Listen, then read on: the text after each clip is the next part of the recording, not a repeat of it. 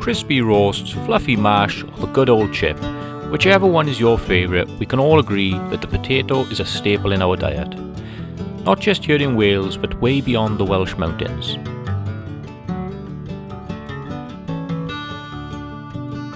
That's why I decided to dedicate a third of my allotment space to the good old spud.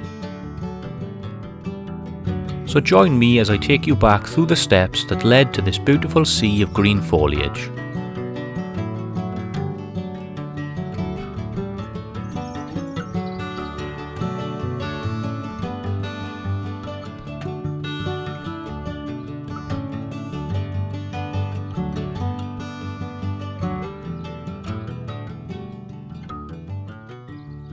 If you look around my two plots today, life is thriving.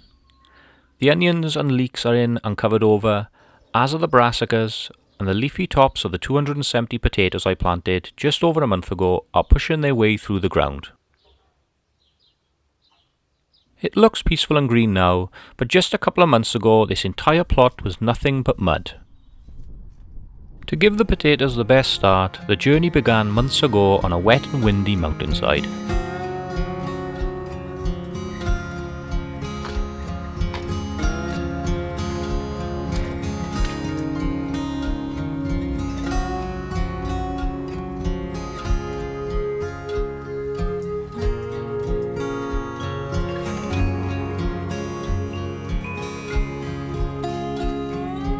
While most people were in a warm, cosy home, I was out there in the thick of it shoveling manure.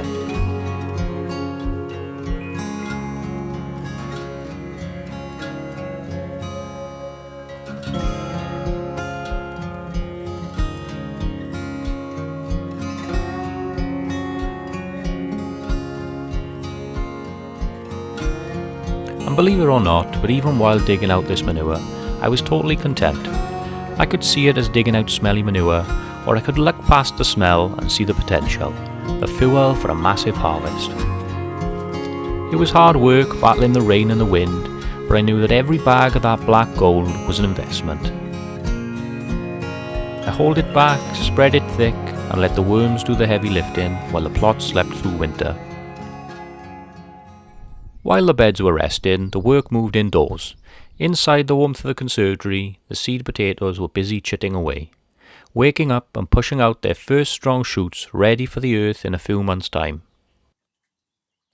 Once spring arrived, it was then time to lightly dig over the ground, working the manure into the top layer of soil. And as I started, I got instant confirmation that I was on the right track. Seeing those fat, healthy worms thriving in the manure was all the proof I needed that this was top-tier stuff. After prepping the ground, it was then time to take on the mammoth task of planting out the 270 potatoes.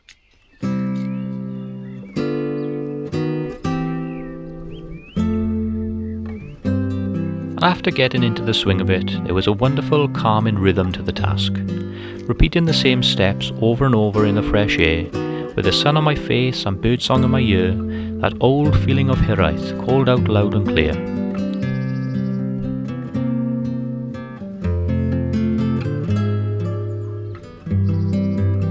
To fill those rows, I did something a little unconventional, but I'll explain my reasoning. My garden is a strictly organic garden.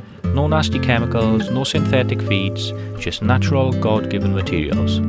This rule carries over to the seeds I buy, but buying organic seed potatoes is quite a costly option, so what I decided to do instead was to buy regular shop bought organic potatoes. The variety I chose was called Valor, and in total I put a massive 23 kilograms of potatoes into the ground, which only cost me £32. And this is actually the second year I've grown potatoes this way, and I can tell you that it does pay off. You don't need expensive specialty seed potatoes to get a spectacular harvest. And that's the secret behind the sea of green you see before you today. Every bag of that smelly winter manure was feed for the soil and will hopefully result in a marvellous harvest.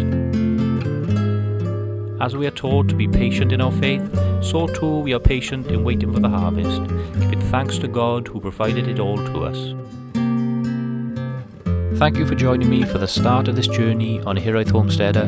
I would love for you to hit that subscribe button so you don't miss the ultimate payoff when it's time to harvest them. Next time I'm going to show you how I grew 400 leeks and 300 onions all from seed, then planted them out and finally built a structure to protect them from the dreaded leek moth and onion fly. Until then, do bendithio chi ac eich teulu tan y tro nesa, hwyl fawr.